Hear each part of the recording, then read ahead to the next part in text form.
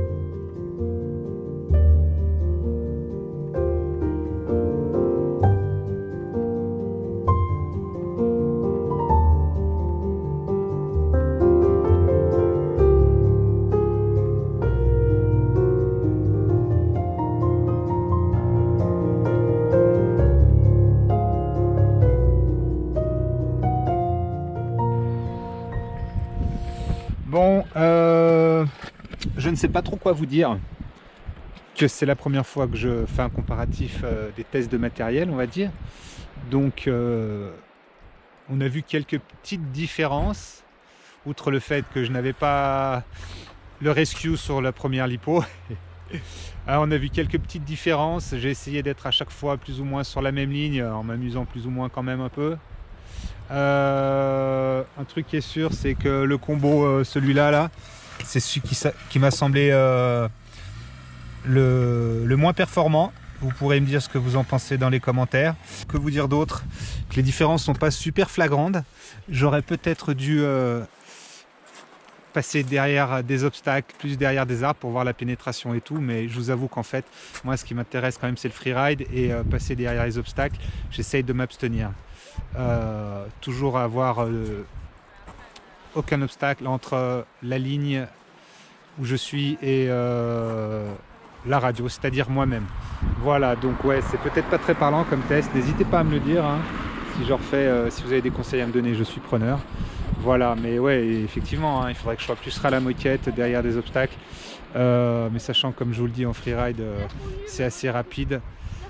Et puis voilà, c'est pas pour faire du bandeau ou des trucs comme ça. Bref, si vous pensez que ça vous a servi à quelque chose, n'hésitez pas. Si vous pensez que ça sert à rien, n'hésitez pas. Allez, je vous dis à bientôt, bon fly, en espérant que la neige arrive pour qu'on arrête de faire du bricolage et qu'on passe aux choses sérieuses. Ciao et bon Noël à tout le monde.